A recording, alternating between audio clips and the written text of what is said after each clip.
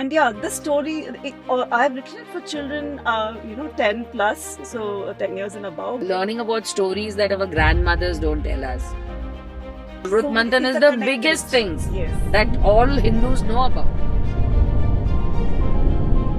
It was written in our Mahabharata, in our scriptures. But how many Hindus are carrying the stories forward? Why do we not talk about the women villains in this world? I'm just giving what is being portrayed in the original text. Your book is one exclusive book like that. It does not make a difference whether it's a demon or a demoness. These were very interesting discoveries and questions that ask more questions, question everything that's happening. They're so exotic and they're so magical.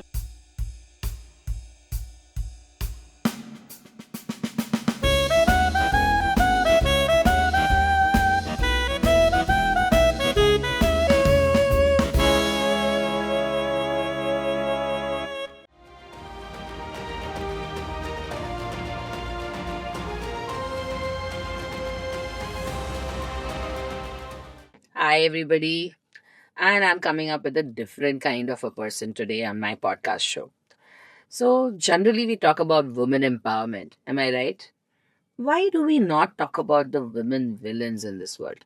Especially when we are talking about stories. In Hindu mythology, there are women villains too. I only know of Suparnakha, but believe me, there are at least 4 more demonesses, and we don't know about them. Why? Today, I have got a very interesting person with me. We have authoress Priya Narayan, who has written a book about the female villains in Hindu mythology. So I bring to you Priya Narayan. Hi, Priya. Welcome to our show. Hi, I'm so Sakshi. happy to have you with us. Thank you so much for having me here. It's a pleasure.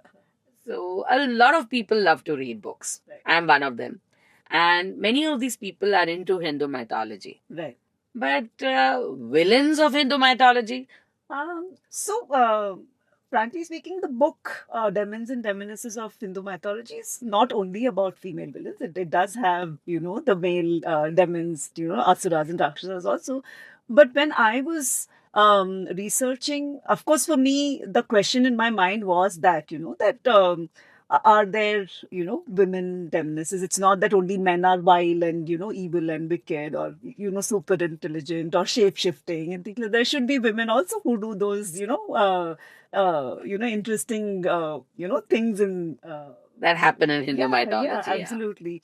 So then I started looking for them. And of course, I wouldn't call them villains because we do have villains, like Kaiki is supposed to be Manthara. They're all Supposedly villains, but yeah. I But think these are because all of their villains. actions. Yeah. So these are all exotic human beings, like I said, they can shape shift, they can magically, fly in the air, and they are huge. They can uproot trees, and they can fight with Rama, and Like the demons, basically, but the female version of them. Yeah. So I found a few of them who were really interesting, and I said that I should bring those also into the limelight because I think there were only two, like you said, Shurpanakha, and from Mahabharata or Krishna Leela, you have Putana. These are the only two demonesses who are actively talked about. So I thought I should kind of, bring 4 other demonesses who are not so much talked about in our regular mythological conversations. Books generally are read in order to, make life interesting. It's like a pastime, like watching a movie or going for a picnic. So that's how generally most people read books.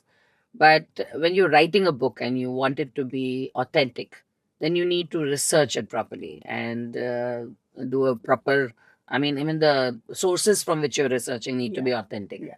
So, is your book of that caliber? Is it a very authentic research? And how many books did you have to research before you actually got this information on very less spoken about villains? Actually, the number of books was not that huge, but I think the content of the books was a lot. So it was you to really dig deep into each of these books, read them. So for example, Valmiki Ramayana, the translation that I read, it's not easy. It's a really long thing. So all the four kandas of, Ramayana, you read them, find out from each of them if you find something really interesting. So similarly, Harivamsha I read, then I read all of them, of course, translations because I'm not so well versed with Sanskrit. But so there were about 8 to 10 books which I really delved deep into, and I spent quite a lot of time understanding what the authors were, trying to say. I didn't also want to kind of represent interpretations by authors. I wanted to be true to, what the original Sanskrit text was talking about. So I did multiple readings of, the same Sanskrit text by different authors to verify that, they were kind of saying the same Same thing. person Yeah. or same thing. Okay. So that was, and then of course now because the internet also has a lot of things, I had to kind of double, triple check things which I read on the internet also. Some of them Some of the sounded things are, very yeah, interesting, but then but I they don't found that have yeah, they their were not true. stories. Exactly. So So it has been yes, researched properly. No, yeah, the reason I'm asking is very often when other people are writing books. yeah, Like I know for a fact that when Amish writes or Ashwin Sanghi writes, right, I have read in their introductions and right, prefaces that when they are writing, they generally like to refer to books which are authentic texts, or they will refer to another author whom they know yeah, has researched their yeah, work properly. right, So since not many women write about the women villains or right, demonesses, right, and your book is one exclusive book like that, right. I just wanted to be sure that it would be an authentic source. So if anybody wants to write about those female demons, your book could be, one of the sole sources for it. So the thing about this book, because I was initially writing for children also, the I wanted to kind of keep it true to the original story. I have not tried to interpret their story. So we have a lot of mythological writers today who talk about Draupadi's version of Mahabharata or Sita's version of Ramayana. I'm not giving any particular Devaness's version of their story. I'm just giving what is being portrayed in the original text. Then definitely, if somebody wants to take it over, I myself want to take one of these stories forward. So I'm doing a little bit of research on that. Not very easy. You don't find too much, even physical descriptions are not that great in the existing text. But if somebody wants to take it over, it's definitely a nice starting point for them to know that, yeah, this is the actual story. Then, if I want to interpret it in my own way, then, whoever wants to do that can take it forward. Wonderful. So that was one of the things. Now, since we've had the honor of having the author here, the one who's actually written the book, I can't let you go without you giving us a simple book review. What do you think is the most important essence of your book? Who do you think will enjoy reading your book? And what is the best part, according to the author, of the whole book? Maybe the best paragraph. Maybe you can read it out for us. Something like that. What according to you, is the best portion of the whole thing? So I think because I come from an architecture and design background, for me, Where do so you teach? so I teach. I'm a visiting faculty both at the SEPT University and Anant National So University. you have a specific thing that you teach? Basically, teach space design. Space design. Yeah. All right. Yeah. Okay, so you're still teaching, still practicing, and writing. Wow, that's a double whammy. Okay. So yeah. Right. So because I am from that field, for me, to understand where people live, how people live, is one of the most easiest ways to connect to them. So I think in the introduction of the book, I do mention Vilasvarga. I give a description of Vilasvarga, which is basically where the Asuras live. It was, designed by Mayasura. He is the, you can say, the Asura counterpart of Vishwakarma. Right. Okay. So he made Vilasvarga just like Swarga, but except that it is in the Patala Loka. So I've given a short description of that. So that was, I think, for me, something which I connected to very immediately. And the best part of your book?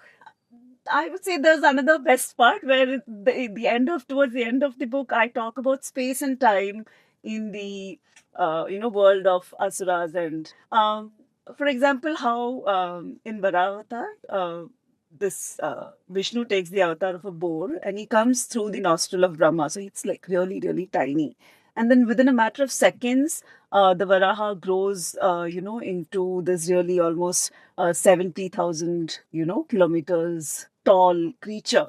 So, those small things that, they're so exotic and they're so magical. And the whole idea of space, and time, of course, because I've really talked about how time lapses in the world of asuras. When asuras say we want to be immortal, exactly how many human years are they talking about?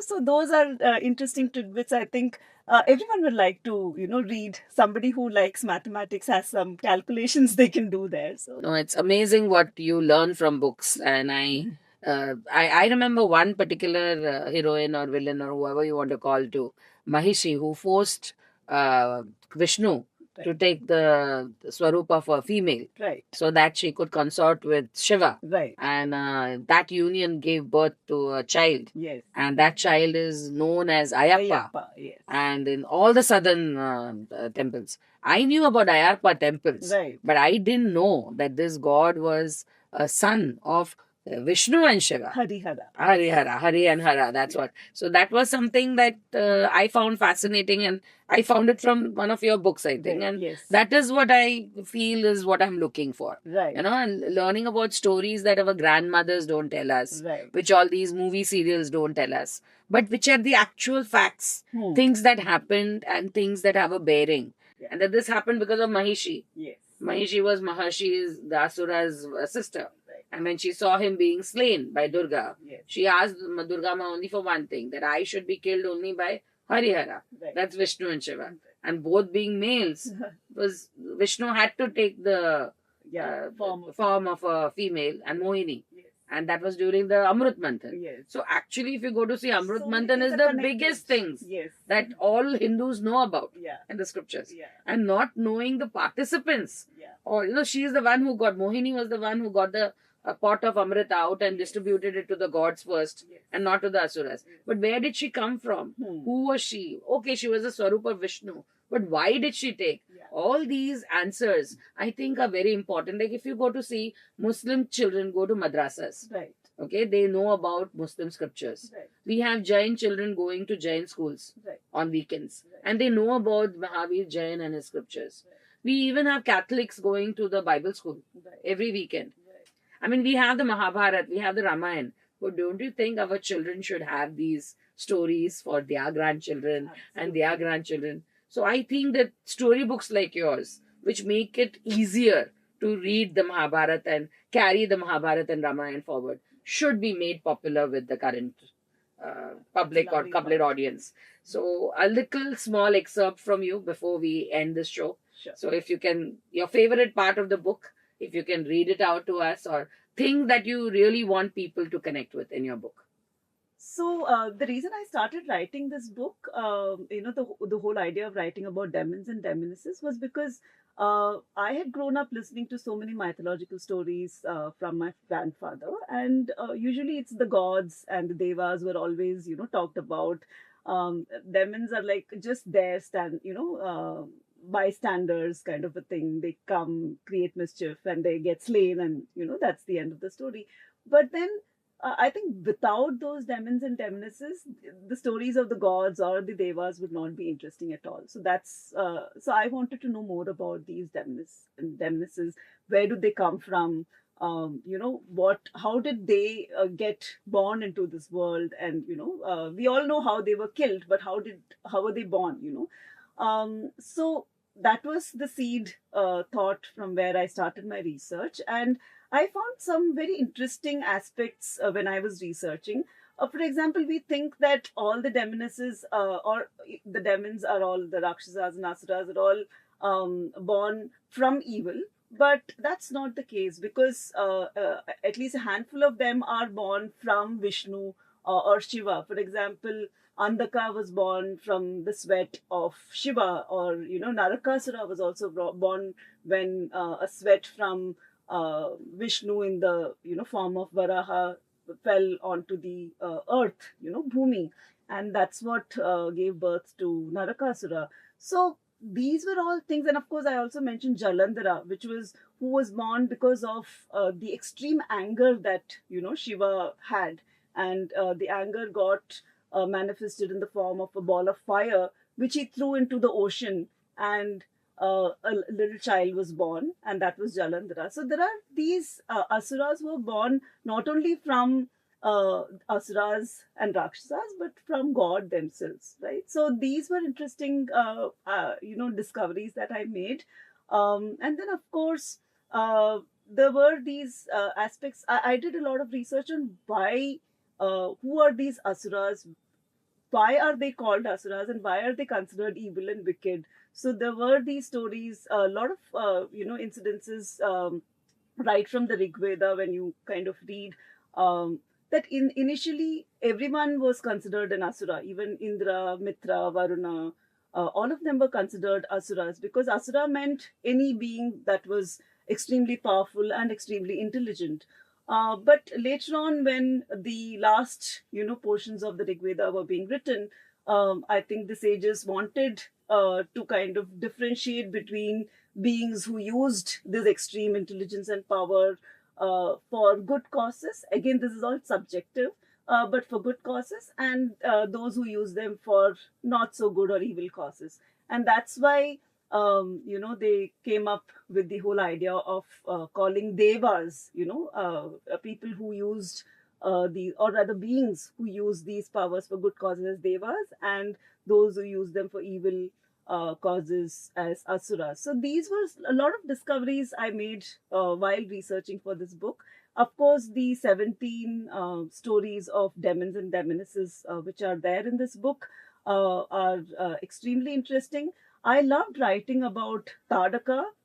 She is I think, quite a well-known Rakshasi in Ramayana itself, but I think her story made me feel, this whole angst I had when I was reading and writing about her, because she was a beautiful Yakshini, and her husband went and kind of, tried to hamper the, yagya of a particular rishi, and Agastya rishi, in fact, and he was, immediately burnt because of Agastya's ire, and she wanted to avenge her husband's death, and so she and her sons went and tried to kind of hamper some other yagyas, and she was then cursed to kind of become this horrendous, ugly looking demoness who would forever languish in the forests. um, and it made me question, uh, what is so wrong in, someone wanting, first of all, why would a rishi just kill somebody because, the yagya was hampered, and then why would somebody want to, curse somebody who just wants to avenge her husband's death? So these are things. It's not something I think everyone will agree with me, but I think these were all questions, a lot of questions. Again, when you look at the story of Trijata or Simhika, there are a lot of angles of what is right, what is wrong, um, in terms of even how we treat, you, Dr. Sachi, you rightly said, how we treat women in our society. Where does all this patriarchal ideas, how do they also come in when you uh, design these demonesses or the villains or the female villains, and give certain characters to them, make them do certain things in your stories? These were very interesting discoveries and questions that I had when I was reading this book. I hope all of you who are thinking of reading this book will also be, drawn to ask more questions, question everything that's happening in our mythological stories, and of course in our world today. And yeah, this story, I've written it for children, 10 plus, so 10 years and above. But really, mythological stories are, not for any particular age group. Even a 90-year-old person can as easily read and enjoy them as a child. It is, I think, what they learn Yes. from the stories. Yes. It does not make a difference whether it's, a demon or a demoness. Yes. It's a story with a moral. Yes. And I think mythology give the best morals, because Yes. they are what has come out of piousness. Yes. And that is what makes us pious. So if we want our children to have a particular set of principles, I think reading a mythology book which is well researched Right. and which has got historical, mythological implications would be one of the best books that you can encourage your child to read. So this is one book that I am recommending to all the subscribers who have children who are interested in fantastic stories or Yes. stories with fantasies. Yes. And if you read it at the same time, your child will be inculcating the good points that Absolutely. this book is trying to tell you. The things that they should do, what is right and what is wrong. I think our Hindu mythology is capable of telling us better than any other book that I have read. Yes. So thank you very much, Priya, for spending your time with us and actually making time for us. I mean, I didn't know you were an interior designer as well. Okay. So removing time from that, and I know that book writing is a very tough process. So making time for that and coming and visiting us. Thank you so much. Thank you so much again for having me. Thank you, Priya. Thank you very much. Yeah.